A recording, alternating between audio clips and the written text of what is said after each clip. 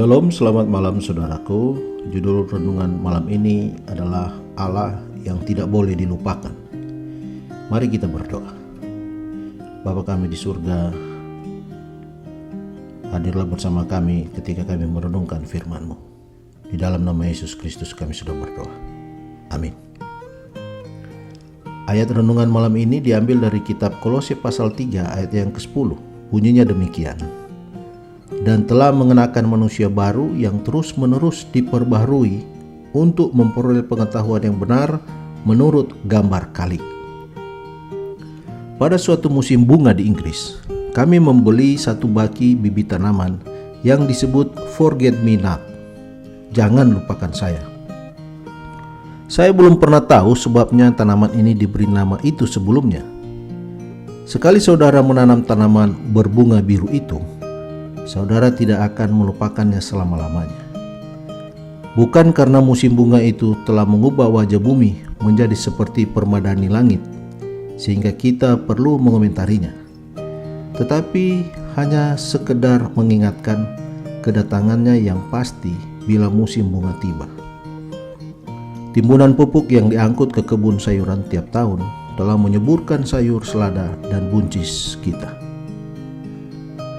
Allah itu bukanlah seperti musim yang datang dan pergi, dan Ia tidak pula hanya kadang-kadang mewarnai perjalanan hidup kita. Ia senantiasa membaharui hidup kita dan mencukupkan keperluan kita. Hanya Kristus yang dapat berbuat yang demikian. Setelah tiba di Kades Barnea, Bani Israel kembali lagi ke padang gurun seperti yang telah diramalkan bahwa mereka akan beredar-edar selama 40 tahun. Tetapi tiap hari Allah menggunakan cara yang berbeda untuk memberitahukan kepada mereka bahwa Ia tidak pernah melupakan mereka. Keadaan pakaian dan sepatu mereka. Tiap hari benang pakaian dan kulit sepatu mereka itu dibaharui sehingga tidak pernah menjadi tua. Berbeda halnya dengan mana. Mereka memerlukan waktu berbulan-bulan untuk menuliskannya, mujizat yang hampir tak terselami itu. Di dalam suratnya kepada orang Kolose, Paulus menggunakan kiasan, mengenakan dan menanggalkan pakaian pada waktu ia menerangkan tentang hidup senantiasa di dalam Kristus. Kita menanggalkan segala jenis kenajisan hidup dan pemberontakan, lalu mengenakan manusia baru.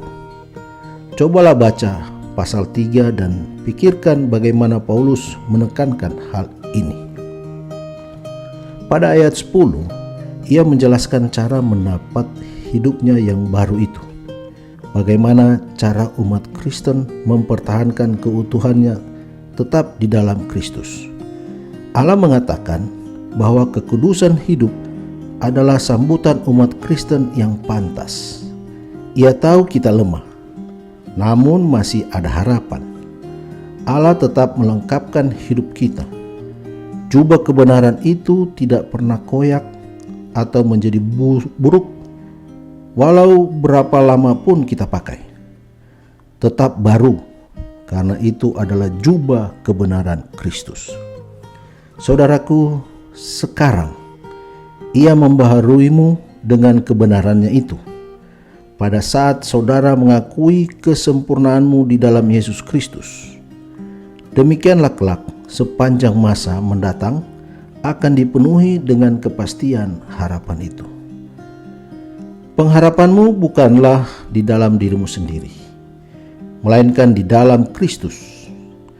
Kelemahanmu dipadukan dengan kekuatannya, kebodohanmu dengan kebijaksanaannya, kelemahanmu dengan kekuatannya yang perkasa itu. Dikutip dari buku Kebahagiaan Sejati halaman 66. Mari kita berdoa.